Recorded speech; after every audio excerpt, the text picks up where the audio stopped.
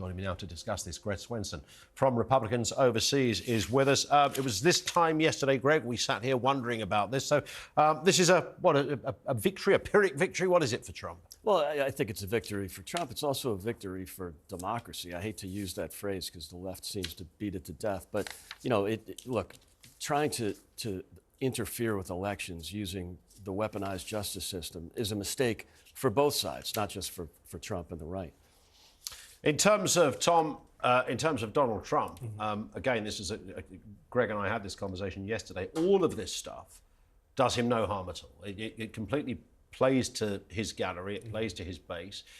His ongoing narrative that there is a kind of a rigged establishmentism about the states is borne out by things that have been happening in courts recently. It has, and all of the indictments, all of the legal cases up into the shocking Colorado ruling just before Christmas has almost single-handedly revived his campaign as well. He was really in the doldrums before the raid on Mar-a-Lago. Yep. Right. And it's because it's burnished his narrative and it's proved him right in the sense that for all the talk of Trump and Trumpists trying to subvert American democracy with the Russians' help and so on, the Democrats have been going out of their way to outdo them on the election denying and the election meddling stakes. So it has entirely burnished his narrative, but because it has proved him right to a certain degree. So, indeed. Yeah, absolutely. And what sort of Christmas will Mr. Trump be having then, Greg? Because he's looking at 2024.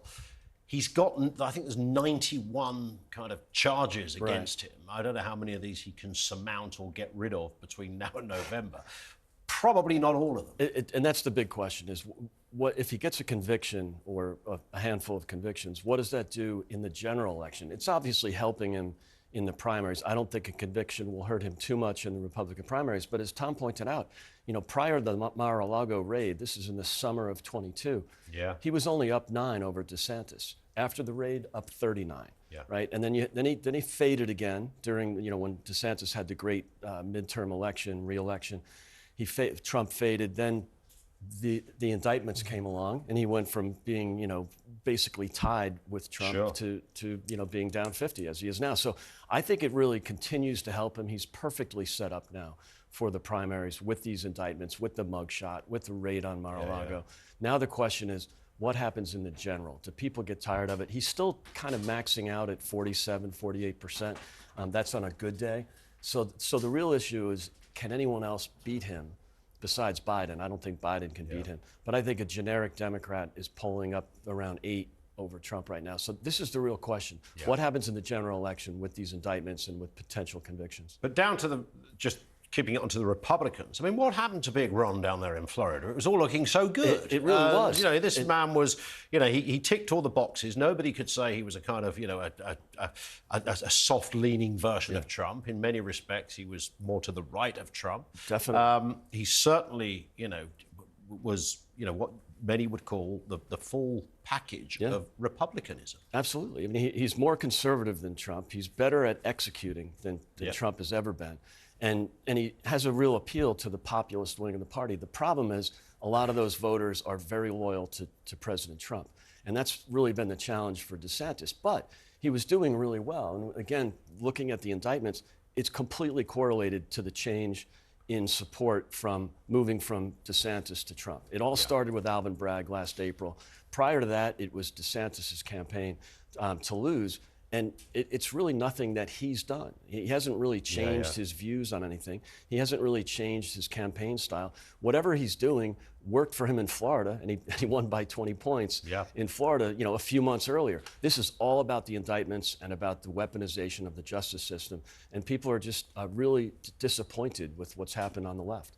They often say, Tom, that, you know, the Democrats are just watching this all sort of fall apart almost, and with amusement. I was talking to somebody who's got very close links to the White House saying they watch this forensically. This is not a gag. This is not a joke.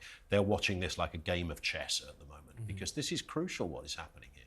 It is crucial, and of course one of the theories that would abound is that they were quite happy for Trump to be the nominee, therefore these indictments, even if they recognised that it could easily boost support for him, they liked that because they were more scared of DeSantis or a more conventional Republican even. But if that was the plan, it's backfired seemingly. If you have a look at the polls at the moment. That's the thing about Trump. He's always had a ceiling on his support. There's always only about so far he can go. He's got a very passionate base, but he obviously puts off a lot of people. But he's been gifted, both in 2016 and it seems like in 2024 as well, with dreadful opponents, as Joe Biden now is. He's someone who barely knows what day it is, and he makes Trump look like a philosopher king by contrast. I think that's the thing that's always really helped Trump, is that the Democrat and the Democratic establishment have been so incredibly complacent about who they put up against him. Yeah, it's funny. I was talking about watching Home Alone 2 yesterday. Of course, Donald Trump makes a cameo. That's right. Indeed. And the funny thing is, he really doesn't look any different. And I know him and Biden are similar ages, and it's often said Trump's a little overweight, but actually Trump looks pretty good. Yeah, he's high energy. I mean, he's still running, on all charges, right? So, this is a 4-year spread, 3-year spread tops. I think Trump is 78, but he's different than Biden. Biden is showing the cognitive decline. There's no doubt about that. And if you look at any clips of Biden, even 5 or 10 years ago, he's a different person. But as I've mentioned before on your show, Ian, yes, the cognitive decline is worrisome, especially worrisome for independents and Democrats. But for the rest of it, it's the policies. It's the complete failure. And it's become this, the two parties have become, the Republicans are now the party of personality, the cult of personality, whereas the Democrats are the cult of radical policy. Men can play women's sports, open the border, wave in 10 million illegal aliens. These are things that are really radical. And if you compare the Democratic Party now to the party of 10 years ago, it's radically changed. I can't imagine. It's interesting you pick up on that, because I can't imagine Clinton. I can't imagine Obama. Go way back to Kennedy, whatever. I can't imagine any of these guys having that kind of liberal approach to areas like immigration. I mean, immigration, the border has been an issue forever. So, but those guys seem to deal with it. Absolutely. Maybe Obama, and I don't think Obama had the power at the time. He lost, in a huge way in 2010. He lost the House, and then he barely won in 2012. So he didn't really have the mandate. Nor did Biden, frankly. He didn't have a powerful, overwhelming majority when he took office. But he gave Bernie Sanders the nod. They basically made an arrangement. Okay, I'll put your radical leftist militant policies in place if you basically give me the nomination, which you did. Indeed. And that's what we have. We're going to take a call. This is Jason in Bedford joining us now. Jason, how are you doing? I'm very, very well. How are you? Very good. What do you think? 2024, United States, November. Who's going to be the next president? Oh, Trump's coming back, definitely. I see no reason why. I mean, I deal with American tourists all the time, and when you spend a lot of time with them and you speak to them, it's like their country has reached disaster. Is there that sense? Greg? There is some concern, and obviously the country's very divided. But as I mentioned, with this cult of radical policy, people are pushing back. It's not just Republicans. Independents are pushing back and saying, "Wait a minute, this is crazy what we're doing in the border. This is crazy, having, boys play girls sports. This is really radical." And I think there's pushback against that, and you're seeing that especially in the Republican states, where they do have control of the government, and they're making school choice available to poor children.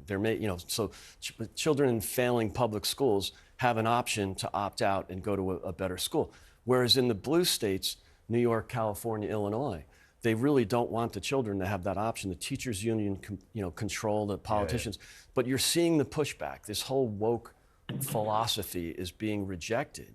And you started seeing that in the last year or two. I think you'll continue to see it. And you could see a real move to the center or to the right in the elections next year. I think so.